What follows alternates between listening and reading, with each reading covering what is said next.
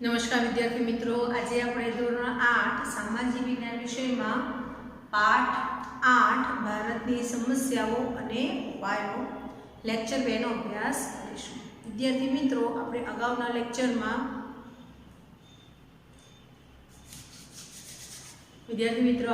લેક્ચરમાં ભારતની સમસ્યાઓમાં આપણે વસ્તી વધારો, નિરક્ષરતા અને મોંઘવારીની ચર્ચા કરી હતી। હવેના લેક્ચરમાં આપણે ભ્રષ્ટાચાર, આતંકવાદ, બેકારી અને ગરીબી જેવી સમસ્યાઓની ચર્ચા કરીશું। તો ચાલો શરૂઆત કરીએ ગરીબીથી। ગરીબી એ આપણા દેશની ગંભીર સમસ્યા છે। દેશના મોટાભાગના લોકો જીવન ધોરણની પાયાની જરૂરિયાતો જેવી કે રોટી, કપડાં, મકાન, રોજગાર, શિક્ષણ, આરોગ્યથી વંચિત રહેતા હોય તો એવી પરિસ્થિતિને ગરીબી કહેવાય છે।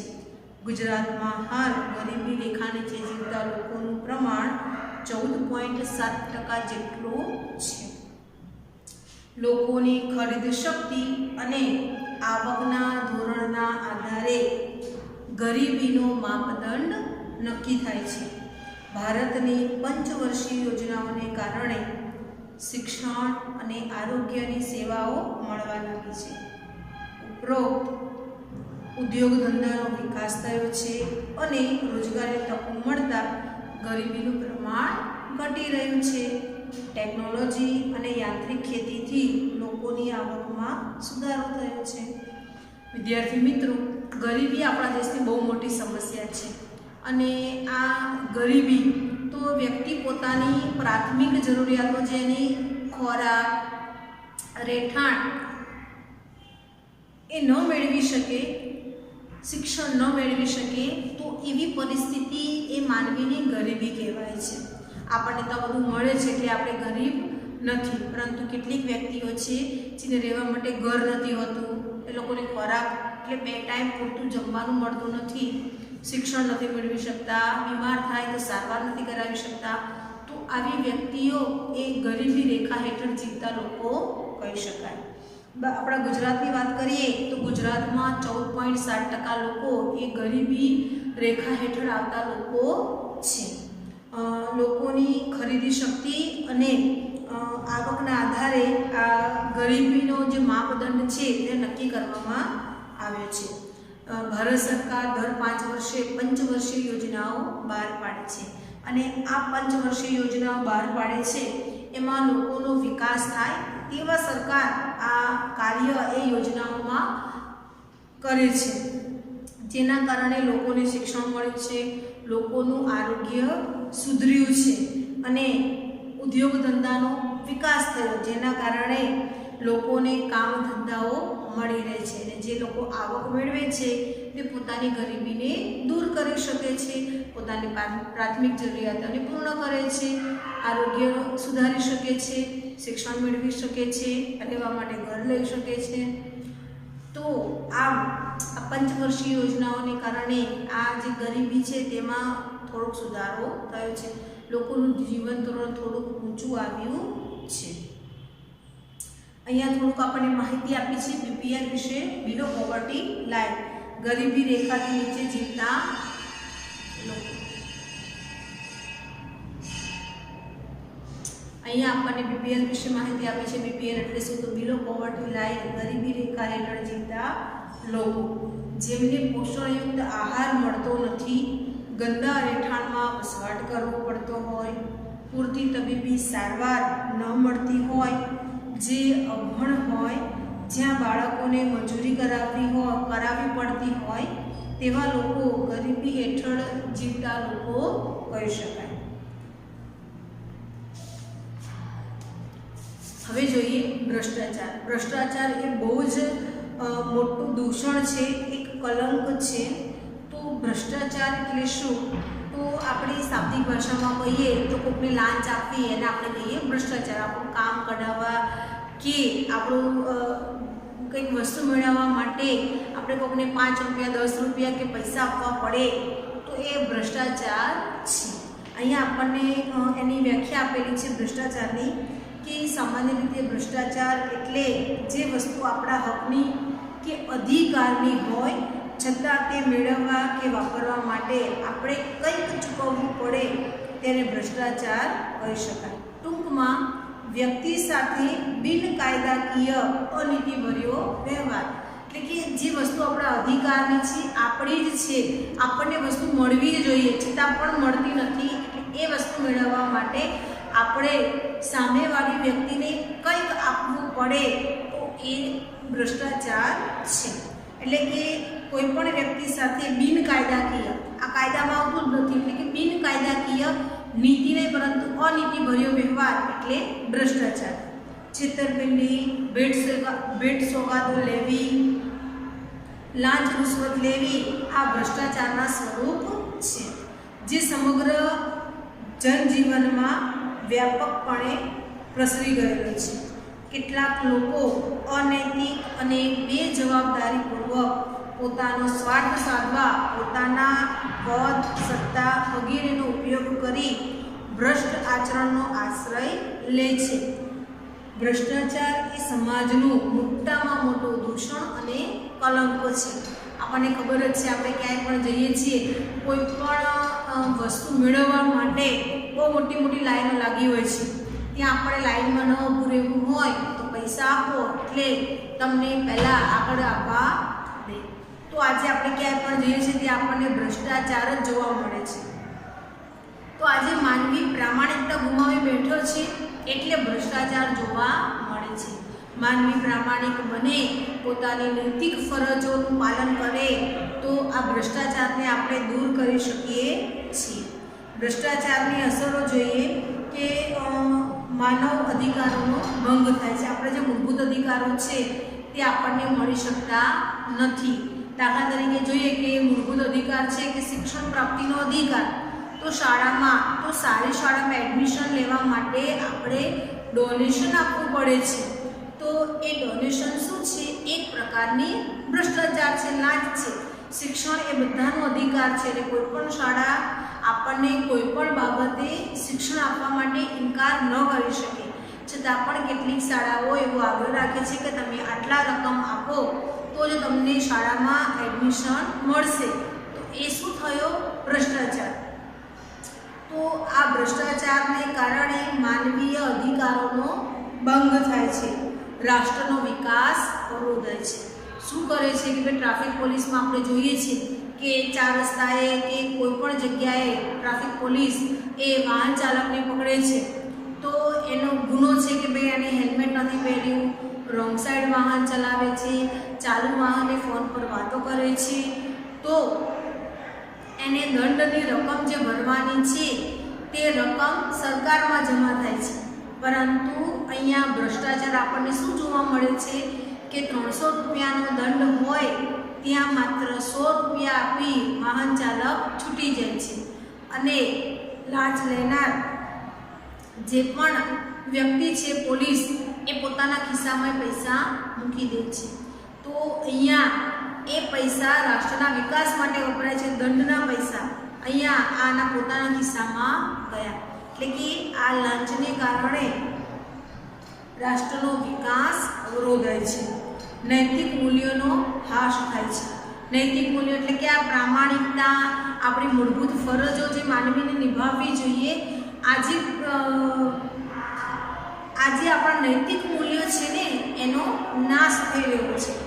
મોંઘવારીને પોષણ મળે છે, વસ્તુઓના ભાવ વધ્યા કરે છે, મોંઘવારી વધતી જાય છે, કાયદા કાનૂન પ્રત્યે વિશ્વાસ ઘટે છે અને સગાવાદ પોસાય છે.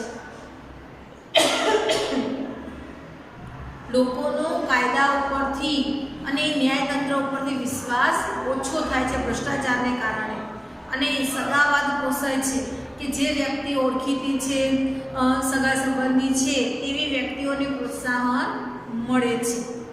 માનવીય વિશ્વાસ અને શ્રદ્ધા ઘટે છે. એકબીજામાં રહેલો વિશ્વાસ છે તે ઓછો થતો જાય છે અને એકબીજા પ્રત્યેની જે શ્રદ્ધા છે તે પણ ઘટી રહી છે. કોના કારણે? ભ્રષ્ટાચારને કારણે. તો ભ્રષ્ટાચાર દૂર કરવા માટે સરકારે 1988થી કાયદાની જોગવાઈ કરી છે. 1964માં લાંચ રૂશ્વત વિરોધી બ્યુરોની રચના થયેલી છે, જે ભ્રષ્ટાચારની તપાસ કરે છે. નાગરિકોની આ સમસ્યાના ઉકેલ માટે માર્ગદર્શન આપે છે. અહીંયા આપણને આપ્યું છે એનું સરનામું કે ભ્રષ્ટાચાર, લાંચ, રૂશ્વત નાબૂદ કરવા માટે કેટલા કાયદાઓ બનાવવામાં આવ્યા છે. તો એ સ્થળ છે નિયામક શ્રી લાંચ રૂશ્વત બ્યુરો વિરોધી બ્યુરો, બંગલા number 11, Dafnala, Shahibaug, Ahmedabad 380004. Phone number પણ આપણને આપેલો છે અને ઈમેલ આઈડી પણ આપેલું છે. જો તમારી આસપાસ કોઈ વ્યક્તિ ભ્રષ્ટાચાર કરતી હોય કે તમારી પાસે લાંચ માંગે તો તમારે આ નંબરનો સંપર્ક કરવો અને સરકારી કર્મચારીઓ દ્વારા જે આ લાંચ રૂશ્વત વિરોધી બ્યુરોમાં નોકરી કરે છે તે વ્યક્તિઓ આવી વ્યક્તિઓને પકડી અને તેને સજા આપવાનું કાર્ય કરશે. વિદ્યાર્થી મિત્રો, લાંચ લેવી કે આપવી એ બંને બાબત ગુનો છે, એટલે આપણાથી ભ્રષ્ટાચાર ન થાય. અને જો કોઈ આપણને ભ્રષ્ટાચાર કરવા માટે પ્રેરિત કરતું હોય તો એવી વ્યક્તિઓને સરકારને હવાલે કરવી એ આપણી ફરજ છે. હવે જોઈએ બેકારી. તમે ચિત્ર જોઈ શકો છો. અહીંયા આપણને 3 વિવિધ ચિત્રો આપેલા છે. પહેલા જોઈએ કે પુસ્તકમાં ભરતીની વિગત. ઉચ્ચ પ્રાથમિક શિક્ષણ ભરતી માટેની ખાલી જગ્યાઓ 13,000. મળેલ ઉમેદવારોની અરજીની સંખ્યા 1,50,000. તો આ શું બતાવે છે? માત્ર 13,000 જ શિક્ષકો લેવાના છે અને 13,000ની સામે 15,000 ફોર્મ આવવા જોઈએ ને. અરજી એટલે નોકરી મેળવવા માટે અરજી કરી છે વ્યક્તિઓએ. તો અહીંયા તો 15,000 નહીં પરંતુ 1,50,000 ઉમેદવારોએ આ નોકરી માટે એપ્લાય કરી છે. તો 1,50,000માંથી માત્ર 13,000ને જ નોકરી મળશે. તો બાકીના 1,37,000 નોકરીથી વંચિત રહી જશે. તો એ વ્યક્તિ કેવી કહેવાશે? બેકાર અને બેરોજગાર. તો બેરોજગાર એ બહુ મોટી સમસ્યા છે. તમે જોવો છો કે અહીંયા એમ્પ્લોયમેન્ટની ઓફિસ છે, એની બહાર કેવડી મોટી લાઈન લાગી છે. પછી બાજુમાં તમે ચિત્ર જોવો છો, મશીનોથી કામ થઈ રહ્યું છે, બરાબર છે. તો આજે યંત્રોને કારણે પણ બેરોજગારી વધી છે કે 4 માનવીનું કામ કે 10 માનવીનું કામ એક યંત્ર સરળતાથી કરે છે, જેને કારણે બેરોજગારી વધે છે. એક સિક્યુરિટી ગાર્ડ એનું કામ કેમેરો કરે છે, તો સિક્યુરિટી ગાર્ડની જગ્યાએ યંત્ર કામ કરે છે, એટલે સિક્યુરિટી ગાર્ડને નોકરી મળતી નથી, એટલે બેરોજગારી વધી રહી છે. આજે યંત્રોને કારણે બેરોજગારીનું પ્રમાણ વધ્યું છે.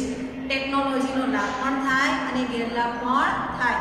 માનવીએ આજે યંત્રો બનાવ્યા છે અને આ યંત્રો સરળતાથી વધુ કામ આપે છે, રોક્યા વગર સતત કામ આપે છે. અને એટલે જ આજે માનવી તેને પ્રાધાન્ય આપે છે કે લોકો કરતાં યંત્રો વધુ સારી રીતે કાર્ય કરતા હોવાથી આજે યંત્રોનો ઉપયોગ વધી ગયો છે. આજે તો આપણને ખબર છે કે ઘરની સાફ સફાઈમાં પણ આપણે યંત્રોનો વધુ પડતો ઉપયોગ કરીએ છીએ કે કપડાં ધોવા માટે મશીનો છે, વાસણ ઘસવા માટે મશીનો છે, ઘરની સાફ સફાઈ માટેના મશીનો છે. તો આજે આપણને આપણા ઘરમાં અન્ય કોઈ વ્યક્તિની કામ માટે જરૂર નથી, યંત્રોથી જ બધું કામ થઈ જાય છે. રસોઈ પણ ઓવનમાં બની જાય છે.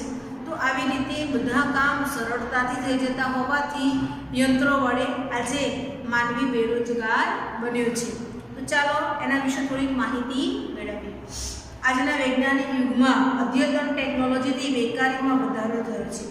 જેમ કે કોમ્પ્યુટરાઇઝ કાર્યપ્રણાલીથી સારી ગુણવત્તાવાળું કામ ઝડપી બન્યું છે. કોમ્પ્યુટરાઇઝ પદ્ધતિથી કામ કેવું બન્યું છે? સારું, ગુણવત્તાવાળું અને ઝડપી બન્યું છે. એટલે માનવીનું કામ એ યંત્રોએ ઉપાડી લીધું છે, તેથી બેકારી વધી છે. ગામડામાં ખેતીમાં યાંત્રિકરણ થતાં ખેત મજૂરો માટે રોજીરોટીનો પ્રશ્ન વિકટ બન્યો છે. આપણે ચિત્રમાં જોઈ શકીએ છીએ કે એક જ મજૂર અહીંયા છે અને એ મશીનથી કામ કરે છે. તો માનવીનું કામ યંત્રોએ લીધું એટલે ખેત મજૂરોની સંખ્યા પણ વધી પડી કે આજે ઘઉં સાફ કરવા માટે થ્રેશર જેવા મશીનો આવી ગયા. વાવણી માટે પણ યંત્રોનો ઉપયોગ થાય છે, કાપણી માટે પણ યંત્રોનો ઉપયોગ થાય છે. તો આમ કાપણી, વાવણી, લણણી બધું જ જો યંત્રો વડે થશે તો ગામડામાં રહેતા લોકોને ખેત મજૂરી મળશે નહીં. તેઓ કામની શોધમાં શહેર તરફ પડ્યા છે. ગામડામાં કામ નહીં મળે તો તે ક્યાં જશે? શહેરોમાં જશે કામ મેળવવા માટે. જેથી ગામડા તૂટવા લાગ્યા છે. શિક્ષણનો વ્યાપ વધ્યો છે પણ નોકરી કે રોજગારની તકો પૂરી ન સર્જાતા પણ બેકારીનું પ્રમાણ વધેલ છે. આજે શિક્ષણનો વ્યાપ વધ્યો છે. આજે બધા જ મોટા ભાગે શિક્ષણ મેળવતા થયા છે. જેટલું સારું શિક્ષણ મેળવીએ છીએ સામે એટલી સારી નોકરીઓ મળતી નથી અને એટલે જ બેરોજગારીનું પ્રમાણ વધ્યું છે. શહેરોમાં વસ્તી ગીચતા વધતી જાય છે. તેથી પાણી, રહેઠાણ, વાહન વ્યવહાર, સ્વચ્છતા, આરોગ્ય અને શિક્ષણ વિષયક પ્રશ્નો ઊભા થયા છે. ગંદા વસવાટો અને ઝૂંપડપટ્ટી વધતા અસામાજિક પ્રવૃત્તિઓ જેવી કે બાળમજૂરી, નશાકારક ચીજોનું સેવન, માનસિક તાણ જેવી સમસ્યાઓ ઝડપથી વધી રહી છે. 18 વર્ષ ઉપરના જે લોકોને રોજગાર મળતો નથી તે બધી વ્યક્તિઓ બેકાર ગણાય છે, એટલે કે બેરોજગાર તરીકે તેમની ગણતરી કરવામાં આવે છે. હવે જોઈએ એના ઉપાય માટેના કેટલાક ઉપાયો જોઈએ. આ સમસ્યાના નિવારણ માટે સમાજની કેટલીક સેવાભાવી સંસ્થાઓ તેમજ સરકાર દ્વારા કેટલીક યોજનાઓ અમલમાં મૂકવામાં આવી છે. જેમ કે ખાસ આવાસ યોજના, મફત શિક્ષણ, પીવાનું શુદ્ધ પાણી, સ્વચ્છતા, તબીબી મોબાઈલ વાન સેવા, ગૃહ ઉદ્યોગો તથા હસ્તકલાને પ્રોત્સાહન આપવા લોન સુવિધા આપવામાં આવે છે. પોષણયુક્ત આહાર યોજના જેવી પ્રાથમિક જરૂરિયાતોને ધ્યાને લઈ ઝૂંપડપટ્ટીઓની કાયાપલટ કરવાના પ્રયાસ હાથ ધરાય છે. આજે આપણે જોઈએ છીએ કે કેટલીક જગ્યાએ તમે જોવો છો કે આજે સરકાર ઝૂંપડાઓ તોડી અને એની જગ્યાએ મોટા મોટા મકાનો બનાવી આપવામાં આવે છે, બહુમાળી મકાનો, અને ત્યાં લોકોને ખસેડવામાં આવે છે. ગામડામાં ખેડૂતોને ખેતી અને પશુપાલનના વિકાસ માટે ઓછા દર એટલે કે ઓછા વ્યાજની લોન આપવામાં આવે છે. જેને કારણે હરિયાળી ક્રાંતિ અને શ્વેત ક્રાંતિમાં પરિવર્તન આવ્યું છે, એટલે કે એનો વિકાસ થયો છે. હરિયાળી ક્રાંતિ એટલે ખેતીમાં ઝડપી પરિવર્તન થવું અને શ્વેત ક્રાંતિ એટલે કે દૂધમાં વધારો થવો, એટલે દૂધ ઉદ્યોગોનો વિકાસ થવો, જેથી ખેતી અને પશુપાલન દ્વારા મળતું ઉત્પાદન વધ્યું છે. હવે જોઈએ વિશ્વની સૌથી મોટી સમસ્યા આતંકવાદ, જે વિશ્વને હચમચાવી મૂકી છે. આતંકવાદ એ વૈશ્વિક સમસ્યા છે.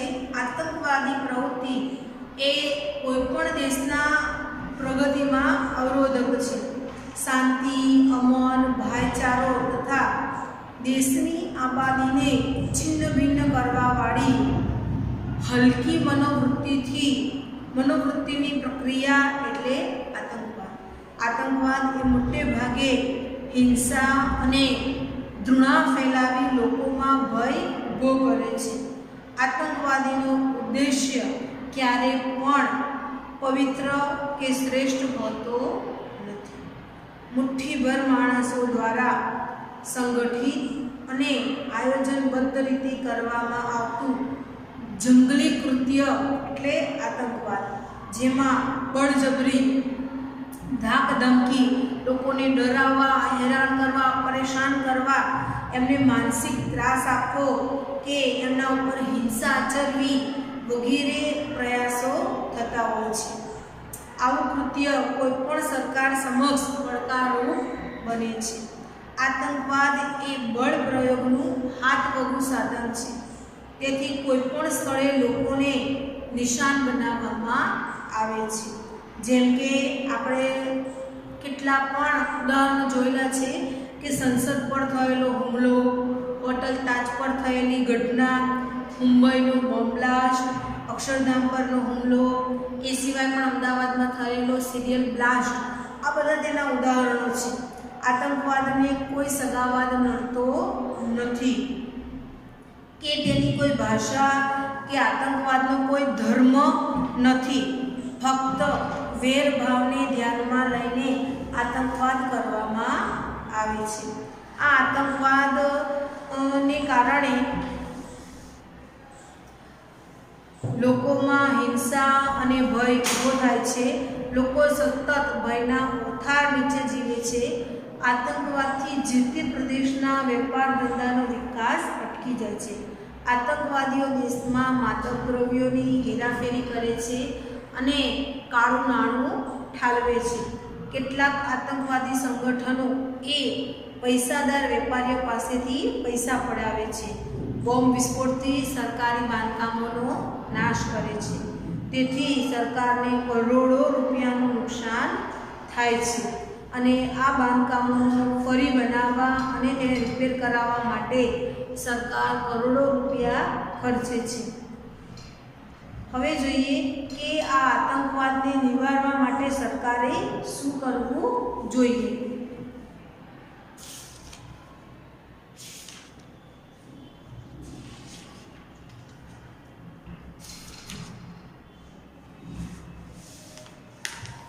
તો આતંકવાદથી બચવા માટે સરકારે એક તો આતંકવાદનો ગભરાયા વિના નાગરિકોએ હિંમત અને દક્ષતા રાખવી, પોતપોતાના કામમાં વ્યસ્ત રહેવું જોઈએ।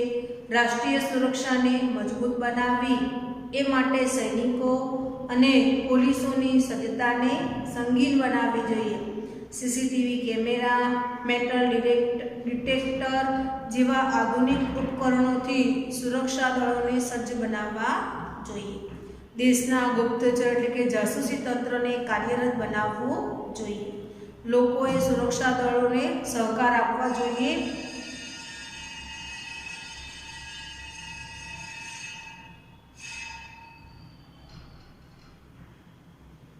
લોકોએ સુરક્ષા દળોને સહકાર આપવા માટે હંમેશા સહમત રહેવું કે તૈયાર રહેવું જોઈએ।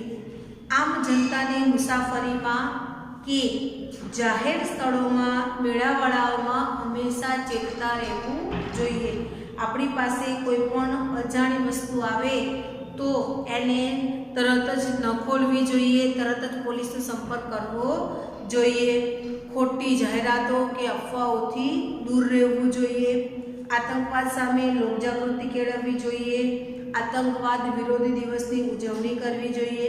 આપણા ભારત દેશમાં 21 મેના દિવસે આપણે આતંકવાદ વિરોધી દિવસ ઉજવીએ છીએ, એટલે બધાએ તેની ઉજવણી કરવી જોઈએ। વિદેશી નાગરિકોની ઘૂસણખોરી એટલે તેઓ વિઝા વગર આવે છે તો એને આપણે ઘૂસણખોરી કહીશું। માદક દ્રવ્યોની હેરાફેરી, નશીલા દ્રવ્યો જેનાથી નશો થાય અને માનવી પોતાનું ભાન ભૂલી જાય એવા પદાર્થો એટલે કે માદક દ્રવ્યો, એની હેરાફેરી, એનો વેપાર તથા ઘાતક હથિયારોનો વેપાર, આવી બધી પ્રવૃત્તિઓ પર બધા જ નાગરિકોએ ચાંપતી નજર રાખવી જોઈએ। આ પ્રવૃત્તિઓથી પોતાને જાણ થાય તો તરત જ પોલીસને પણ તેની જાણ કરવી જોઈએ। આતંકવાદી પ્રવૃત્તિઓ સમાજ અને રાષ્ટ્રના વિકાસ માટે અવરોધક છે, તે રાષ્ટ્રના હિતોને નુકસાન પહોંચાડે છે। આ પ્રકારની સમજ આપીને દેશના યુવાનોને આતંકવાદી પ્રવૃત્તિઓથી દૂર રાખવાના પ્રયાસ કરવા જોઈએ। આ ઉપરાંત પણ ભારતમાં રૂઢિચુસ્તતા, સાંપ્રદાયિકતા, પ્રદેશવાદ, ભાષાવાદ, સીમાવર્તી સમસ્યાઓ અને કુદરતી આપત્તિઓ બાદનું પુનઃવસન તે વ્યવસ્થાપન વગેરે બાબતો પણ સરકારને પડકારરૂપ સમસ્યા છે। આજે પણ ભારતની કેટલી બધી વસ્તી એવી છે જે રૂઢિવાદને વળગી રહી છે। સાંપ્રદાયિકતા, આજે સંપ્રદાયને પ્રાધાન્ય મળી રહ્યું છે। પ્રાદેશિકતા, પ્રદેશવાદ, ભાષાવાદ આપણને જોવા મળ્યો છે। सीमावर्ती समस्याओं तो भारतनी फरतेनी जे सीमाओं छे, जेम के आपणे जोयुं छे के भारत चीन साथे आपणे सरहदे घणा प्रश्नो ऊभा थया छे, डोकलाम विवाद, तो આવી બધી સમસ્યાઓ છે એ ભારત સરકાર સામે પડકારરૂપ છે। કેટલી બધી કુદરતી આપત્તિઓ આવી રહી છે, આ આપત્તિઓ સામે લડવું અને એ આપત્તિ બાદ લોકોને જીવન વ્યવસ્થિત કરવું એ પણ સરકાર માટે બહુ મોટી સમસ્યા ઊભી થઈ છે। તો વિદ્યાર્થી મિત્રો, આવી સમસ્યાઓ સામે આપણે સૌએ એક થઈને લડવું જોઈએ, એકબીજાને સાથ સહકાર આપવો એ આપણી ફરજ છે અને આપણા જીવનમાંથી આ ભ્રષ્ટાચારના કલંકને દૂર કરવું જોઈએ। આપણે સૌ શિક્ષણ તો મેળવીએ છીએ, તમે ને હું બધા સાક્ષર તો છીએ, પરંતુ આપણી આસપાસ જો આવી નિરક્ષરતા આપણને જોવા મળે તો એના જીવનમાં પણ સાક્ષરતા લાવવાના પ્રયાસ કરવા જોઈએ। તમારી આસપાસ જો કોઈ બાળક શાળાથી વંચિત રહી જતું હોય તો તેના માતા પિતાને સમજાવવું જોઈએ કે શિક્ષણ મેળવવું એ દરેકનો મૂળભૂત અધિકાર છે અને અધિકાર એનાથી કોઈ પણ છીનવી શકે નહીં। સરકારી શાળાઓમાં મફત શિક્ષણ મળે છે, બાળકને બપોરનું ભોજન એટલે કે મધ્યાહન ભોજન મળે છે, અભ્યાસ માટે તેને શિષ્યવૃત્તિ પણ મળે છે અને જો આવું બાળક શાળાએ ન જઈ શકે તો સરકાર ઘરે ઘરે પણ શિક્ષણની વ્યવસ્થા કરી છે। જે બાળકો વિકલાંગ છે, જેમને શાળાએ જવામાં મુશ્કેલી પડતી હોય તો એવા બાળકો માટે પણ સરકારે સ્પેશિયલ શિક્ષણની વ્યવસ્થા કરી છે। તો આ બધી બાબતો લોકોને સમજાવવી જોઈએ, જેથી કરીને શિક્ષણનો દર ઊંચો જાય, સાક્ષરતાનું પ્રમાણ વધે, નિરક્ષરતા દૂર થશે, સાક્ષરતા વધશે તો ચોક્કસ લોકોના વિચારો પણ બદલાશે। આ રૂઢિવાદી અજ્ઞાનતા અંધશ્રદ્ધામાંથી માનવી બહાર આવશે અને નવા વિચારો, નવા વૈજ્ઞાનિક અભિગમોને સ્વીકારતો થશે। વિદ્યાર્થી મિત્રો, મજા આવી ને આ ભારતની સમસ્યાઓ જાણીને? આ સમસ્યાઓ નિવારવાના ઉપાયો જોયા। અહીંયા આપણને તો બહુ ઓછા ઉપાયો આપેલા છે, આ સિવાય પણ આપણે ઘણા બધા ઉપાયો વિચારી શકીએ છીએ। તો તમારે ઉપાયોને વિચારવાના। હું તમને જે પણ કંઈ નોંધ મોકલું છું તે તમારે ખૂબ સારા અક્ષરે લખવાની છે અને અહીંયા આપણો આ પાઠ પૂર્ણ થયો છે એટલે તમારે સ્વાધ્યાય પણ ખૂબ સારા અક્ષર લખવાનું છે। જો તમને પાઠમાં કોઈ પણ ટોપિકમાં ખ્યાલ ન આવ્યો હોય, કોઈ પણ પ્રશ્ન ન સમજાયો હોય તો તમે મને કોમેન્ટ કરીને કહી શકો છો, આપણે પુનઃ તેની ચર્ચા કરીશું। અસ્તુ।